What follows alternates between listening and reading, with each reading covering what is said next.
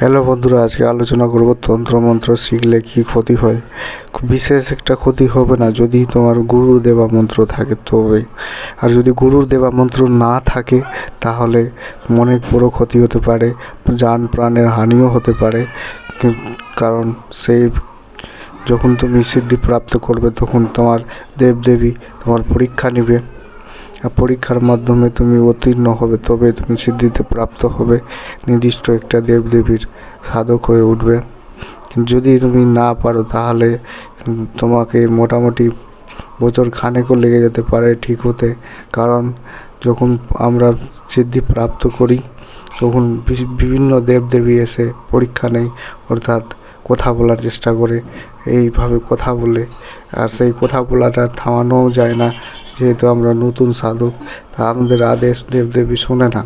তো গুরু দেবার নির্দেশে যদি পালন করো তাহলে তুমি মনে রাখবে কি দেবদেবী তোমার কথা শুনবে। আর গুরুর দেওয়ার নির্দেশ অনুসারে তুমি যদি সিদ্ধি প্রাপ্ত করো তাহলে তোমার দেবদেবী কথা শুনবে আর কাজও করে দিবে, মন বাঞ্ছিত কাজ দেবদেবী করে দিবে। আর যদি তোমার গুরুও যদি না থাকে, সাধকও নেই, আর তুমি তন্ত্রমন্ত্র শেখার চেষ্টা করছো, তাহলে মুশকিল বিপদে পড়বে। হয়তো তোমার প্রাণহানি হতে পারে কিংবা তোমার জনহানি হতে পারে, অর্থাৎ তুমি সামালতে না পেরে অন্য কারো উপরে চাপান দিলে মারাও যেতে পারে। কারণ যখন তুমি দেবদেবী সিদ্ধ করো তখন মনে রাখবে কি দেবদেবী তার পরীক্ষা নেই। কেমন পরীক্ষা নেই আমি বলে রাখি, হয়তো তোমার সামনেও চলে আসতে পারে, এমনকি তুমি দেখতেও পাবে, স্পর্শ করতে পাবে না, দূরে থাকবে কিন্তু দেখতেও পাবে। আর দেখার মতোই তুমি যদি ভয় খেয়ে গেলে তোমার প্রাণহানি হতে পারে, যেহেতু সে তখন পরীক্ষা নিতে এসছে। যদি পরীক্ষায় উত্তীর্ণ অর্থাৎ ওর মনোবাঞ্ছিত হতে পারো তাহলে তুমি একটা সিদ্ধিতে প্রাপ্ত হবে, আর সেই সিদ্ধিতে অনুসারে তোমার কাজও করে দেবে। যখন তুমি সিদ্ধি প্রাপ্ত করবে গালিগালাজ মন্ত্র কখনো পড়বে না। যখন গুরুর দেওয়া মন্ত্র যেটা বিনা গালিগালাজের মন্ত্র, সেই মন্ত্রটাই নেবে। গুরুকে জিজ্ঞেস করে নেবে কি এটাতে কি দেবদেবীকে গাল দেওয়া হয়।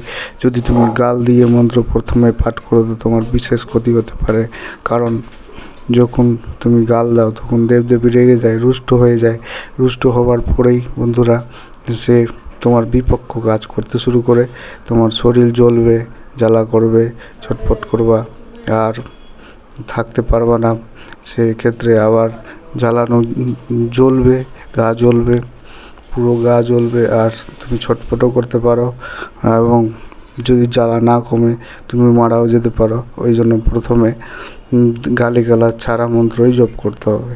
আর তোমার যদি সাধক নেই তার সত্ত্বেও তুমি সিদ্ধি প্রাপ্ত করতে চাও তাহলে বীজ মন্ত্রগুলো জপ করবা, তাহলে তুমি বীজ মন্ত্র জপ করেই তুমি সিদ্ধি প্রাপ্ত করতে পারো বিনা সাধক ছাড়াই। শুধু তোমাকে প্রথমে সিদ্ধি বিনায়কের মন্ত্র সিদ্ধ করতে হবে, অর্থাৎ রুদ্রাক্ষ মালায় তোমাকে জপ করতে হবে। আর তারপরে তুমি যার সাধক হতে চাও তার বীজ মন্ত্র জপ করতে পারো। তো এর ফলে প্রথমেই তোমার দুটো সিদ্ধি প্রাপ্ত হবে, একটা বুদ্ধি প্রদাতা সিদ্ধি আর দ্বিতীয়টা তোমার সাধকের সিদ্ধি, যেটাতে তুমি যে কোনো কাজ করাতে পারো দেবদেবী দিয়ে। অর্থাৎ দেবদেবীর চালনাও করতে পারো, মানে কারো কিছু ঠিক করে দিতে পারো।